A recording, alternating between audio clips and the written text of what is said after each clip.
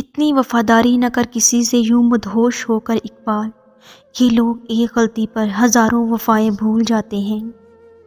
جس کو تم سے سچی محبت ہوگی وہ تم کو فضول اور ناجائز کاموں سے روکے گا۔ عجیب ہے یہ محبت کی دنیا، جو دل میں رہتے ہیں وہی درد دیتے ہیں۔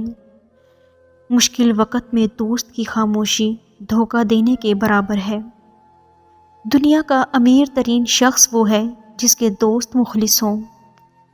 یہ دنیا تب تک جنت ہے جب تک ماں باپ زندہ ہیں۔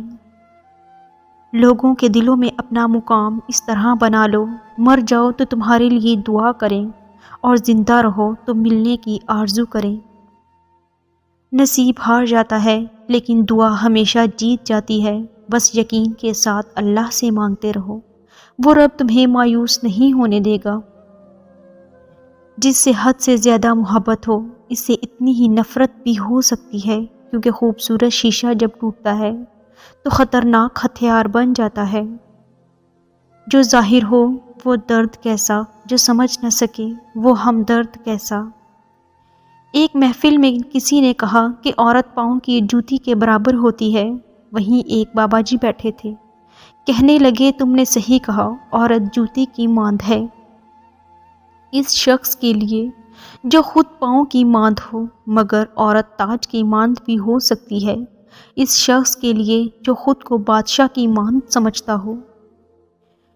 ہر عبادت کا پتہ نہیں ہوتا کہ وہ قبول ہے کہ نہیں، مگر درود شریف ایسی عبادت ہے جو عطا ہوتے ہی قبول ہو جاتی ہے۔ جب آپ اپنی پریشانیوں کو عبادت میں بدل دیتے ہیں تو خدا آپ کے مسائل کو نعمتوں میں بدل دیتا ہے۔ اگر لوگ آپ کی ضرورت کے وقت ہی آپ کو یاد کرتے ہیں تو برا مت مانیے، کیونکہ چراغ کی یاد تبھی آتی ہے جب اندھیرا ہوتا ہے۔ یہ 3 کام کسی کے دل میں بھی آپ کی عزت بڑھاتے ہیں۔ پہلا سلام کرنا، دوسرا کسی کو جگہ دینا، اور تیسرا اچھے نام سے پکارنا۔ اگر آپ اپنی زندگی میں پریشان ہیں تو اداس مت ہوں، یہ 5 چیزیں آپ کا مقدر بدل سکتی ہیں۔ نمبر 1، جب آپ زندگی سے پریشان ہوں تو سب سے پہلی چیز جو آپ کر سکتے ہیں وہ ہے شکر گزار ہونا۔ روزانہ اپنی زندگی کی چھوٹی چھوٹی خوشیوں کا شکریہ ادا کریں، اس سے آپ کے دل میں سکون آئے گا اور آپ کی سوچ میں تبدیلی آئے گی۔ شکریہ کا جذبہ آپ کی زندگی میں مثبت توانائی لاتا ہے۔ نمبر 2، ہمیشہ اپنے ارد گرد ایسے لوگوں کو رکھیں جو آپ کی حوصلہ افزائی کریں اور آپ کو زندگی کی مثبت سمت میں آگے بڑھنے کے لیے حوصلہ دیں۔